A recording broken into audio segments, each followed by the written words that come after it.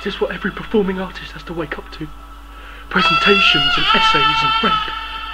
And I'm stuck in this bloody shack and I can't cope with chances. I must go home and talk about our problems in depth.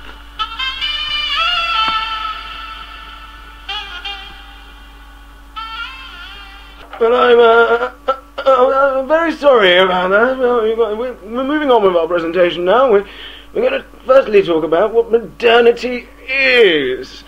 Modernity has always been associated with a certain place. The modern is a synonym for the West, and modernization continues to be commonly understood as a process begun and finished in Europe, from where it has been exported across the ever-expanding regions of the non-West. Modernity. Modernity. Modernity. Timothy Mitchell, in his book entitled Questions of Modernity, believes that if one wishes to understand what modernity is, one must first ask themselves whether or not modernity is a stage of history that has already passed.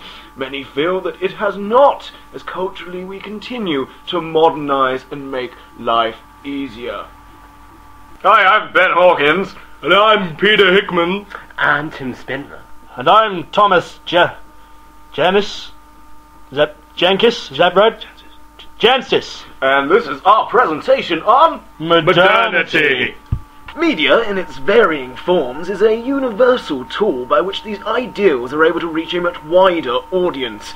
However, in a world that has only in recent history begun to demonstrate equal rights, it is important to first examine how performance of all these varying medias was able to break down the issue of gender and race before and after a particularly turbulent period of history, the Second World War.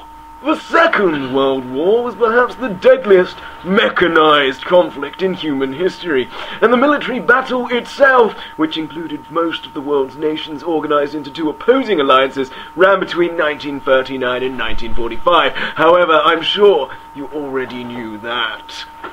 Murray Williamson, in his book entitled Origins of a Catastrophe, speaks of the war by saying it was indeed a sad tale of fumbled hopes and dark dreams.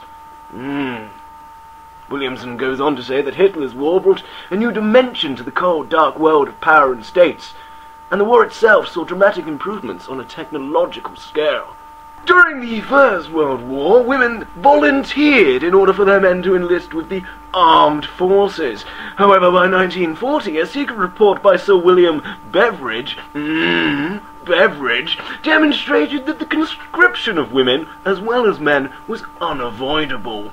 It is therefore no surprise that in December 1941, the National Service Act then made the conscription of women legal, resulting in 90% of the female population being employed in essential wartime work. This, at the time, contrasted greatly with what had been considered the norm during the 1930s. A woman's place had always been the home, whereas the man's was at work.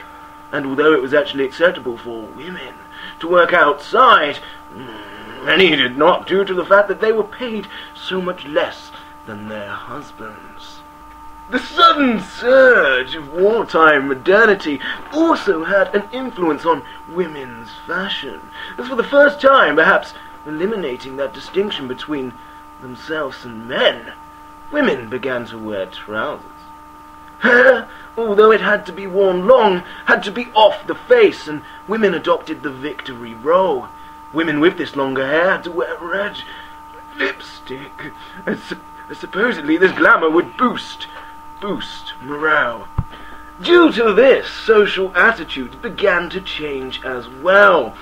People, especially women, enjoyed much greater freedom.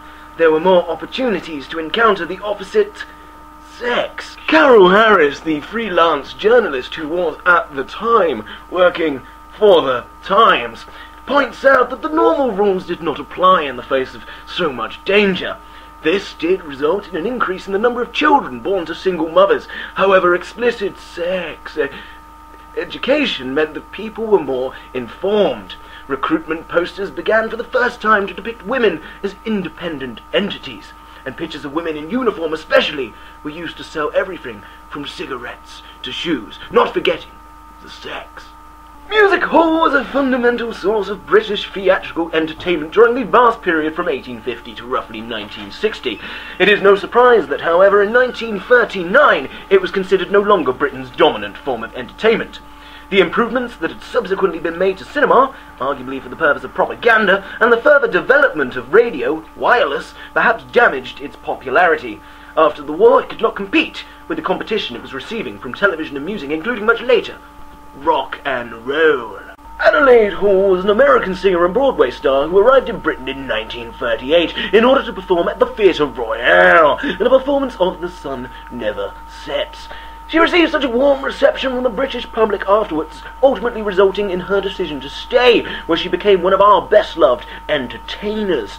Her stay subsequently lasted for nearly 50 years.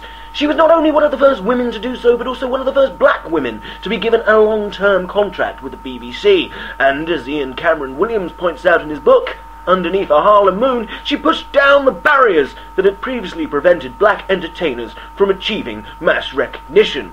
Now, I'm sure you're bored of me and I'm slightly horny, so I'm going to pass over to Tim now. Okay, now it's time to talk about Charlie Chaplin, a guy who looks a lot like my ex-wife. We start off in the USA in the 1930s. So what do we know about the 1930s? Well, the Wall Street crash of 1929 left a lot of people unemployed. And the Dust Bowl of the mid-1930s also forced a lot of farmers off their land and into the surrounding cities. However, some say that the film industry of Hollywood entered what some would call the golden era. Now Charlie Chaplin, didn't want anything to do with this. He was happy doing his same old silent movies. Now he came to a compromise with himself that he would make another movie, but this time there'd be some talking in it. This movie was called Modern Times. This movie covers the machine age, communism, and technology. At the start of the movie we see a group of sheep with a black one in the middle. Some may say this is Charlie himself in his trademark suit and coat. But I believe this is Charlie saying that he's not afraid to stand out in the crowd and be old-fashioned or like. Now in one scene Charlie gets sucked into a big piece of machinery. But I believe this is imagery in showing that the machinery is a giant video camera and Charlie is the film getting fed through it. Now even though Charlie was rebelling against the talkie movies, he still used a lot of the new technology, including the rear screen projection. Now this is a lot like the green screen you see in those Star Wars movies. Now there's a scene in a prison where Charlie is quite brave. Hey, that looks like a giant Weetabix. In these prison scenes Charlie shows images of homosexuality and drugs. Something that was unheard of in movies at the time. So maybe Charlie's ahead of his time. So in conclusion, Modern Times is a prime example of modernity in film. Now let me pass you over to our next speaker, Ben Hawkins.